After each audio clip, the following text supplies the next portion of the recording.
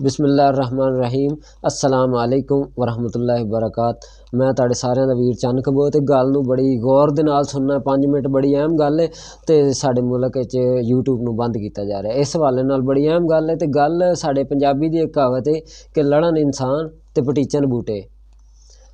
ਤੇ ਇਹਦਾ ਮਤਲਬ ਕੀ ਹੋਇਆ कि दो संडियां की लड़ाई, दो भैंसां की लड़ाई, दो कट्टियां की लड़ाई जदों हुंदी आ ते उनकी जद च आने वाले दरख्त पौधे उन्होंने बड़ा नुकसान पहुँचता है। अगर फसलों के विच लड़ पैन तो फिर फसलां बड़ियां खराब होंदियां। तो साडे मुल्क का जिहड़ा हालात जा रहा है इस हालात दे विच देखो हर बंदे दे नसीब च नहीं है उन्होंने जॉब मिले, नौकरी मिले। तो नौकरियां पढ़े लिखे बंदे भी वेले फिरन डे ने, नौकरियां बड़ियां औखियां। तो बड़े सारे साडे दोस्त यूट्यूब के हवाले नाल ਜਿਹੜੇ YouTube ਤੇ ਆਪਣੇ ਬਾਲਾਂ ਦੀ ਰੋਜ਼ੀ ਕਮਾਉਂਦੇ ਨੇ।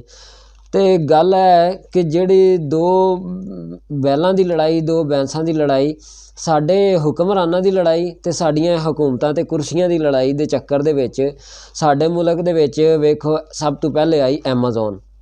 ਤੇ ਸਾਡੇ ਮੁਲਕ ਦੀਆਂ ਪੁਲਿਸੀਆਂ ਮਾਸ਼ਾਅੱਲਾ ਬੜੀ ਜਲਦੀ ਉਹ ਬੈਨ ਹੋ ਗਈ। ਫਿਰ ਜੀ ਫੇਸਬੁੱਕ ਮੋਨੋਟਾਈਜ਼ ਪਾਕਿਸਤਾਨ ਦੇ ਵਿੱਚ ਨਹੀਂ ਹੋ ਸਕਦੀ ਤੇ ਟਿਕਟੌਕ ਦੀ ਆਈਡੀ ਵੀ ਪਾਕਿਸਤਾਨ ਦੇ ਵਿੱਚ ਮੋਨੋਟਾਈਜ਼ ਨਹੀਂ ਹੋ ਸਕਦੀ। क्यों? यूके दे विच हो सकती है। अगर तुसी यूके का अकाउंट इत्थे लाओगे, यूके की सिम लाओगे तो फिर तुहाडी मोनोटाइज टिकटॉक की आईडी हो सकती है। तो माशाअल्लाह साडियां हुकूमतां दे वर्किंग अगे ही इन्ने को अच्छे ने। तो उतों साडे अज पीर है तो मार्च का महीना है तो साडे इस अगले 1-2 दिनों के विच साडे असैंबली हाल दे विच करारदाद पेश की जा रही कि सोशल मीडिया नूं बंद किया जाए। सोशल मीडिया नूं बंद किया जाए तो VPN ला के चलाया जाए। जिहड़ा कि VPN का हर बंदे नूं पता नहीं। YouTube दे व्यूवर 7 करोड़ तकरीबन 7.5 करोड़ के करीब लोग ने। तो YouTube ते काम करने वाले लोग तकरीबन 2 लाख तो 2.5 लाख के करीब ने।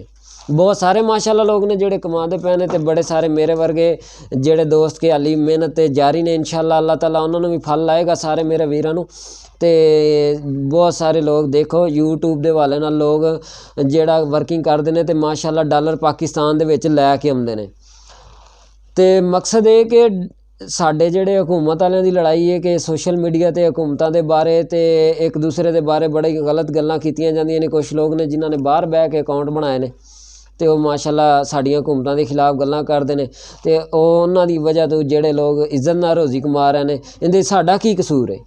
उन्हां लोकां दे अकाउंट बंद करो, उन्हां दे हैक करो जिहड़े तुहाडे हुकूमतां दे बारे गलत बकवास करते हैं। साडा हुकूमत नाल कोई लेना देना नहीं है, लेकिन फिर भी साडी मिन्नत है जिहड़े साडे माशाअल्लाह वज़ीर आज़म बने ने शहबाज शरीफ साहब ते वज़ीर आला मरियम साहिबा। साडा उन्हां अगे बिलखसूस जिहड़ा ना उन्हां दे अगे साडी रिक्वेस्ट है कि साडे मुल्क दे विच एक ही प्लेटफार्म बचिया।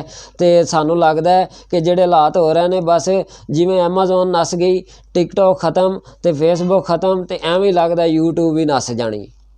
तो साडे मुल्क दे जिहड़े लोग ने इंज ही बैठे रहणगे। तो इहदा एक बड़ा प्यारा हल है। मरियम साहिबा ते मेरे प्यारे बुजुर्ग ने शहबाज शरीफ साहब, या तो साडे इस मुल्क दे यूट्यूबरां लई सोशल मीडिया ते अच्छा काम करने वाले वर्करां लई कोई बेहतर काम किया जाए। तो या फिर जिहड़ा ना एक होर हल है कि 7.5 करोड़ जिहड़े यूट्यूब दे सबसक्राइबर ने उन्हां नूं ते जिहड़े 2 लाख के करीब लोग इहदे ते काम करने वाले ना उन्हां नूं वीज़ा दे के पाकिस्तान चों कढ दिता जाए। वो पाकिस्तान दे विच रहन ही ना। हालांकि उन्होंने होर किते नहीं तो तुसी बांग्लादेश ही घाल दिओ। एक टाइम में साडा हिस्सा सी ते अज साडे नालों अगे इंडिया साडे नालों अगे।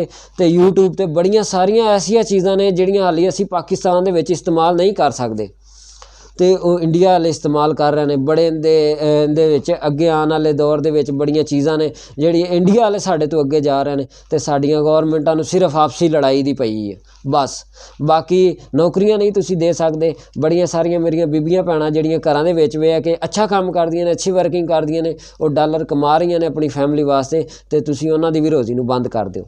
तो जिहड़े मेरे भरा मेरी इस गल ते सहमत ने, जिहड़े इस गल ते एग्री ने, तो इंशाअल्लाह अपने भाई वीर दा चैनल ज़रूर सबसक्राइब करनगे, लाइक शेयर करनगे। तो जिहड़े मेरे भरा तुसी अगर इन्हां लोगां दे बारे अच्छा नहीं कर सकदे तो बुरा ना करो।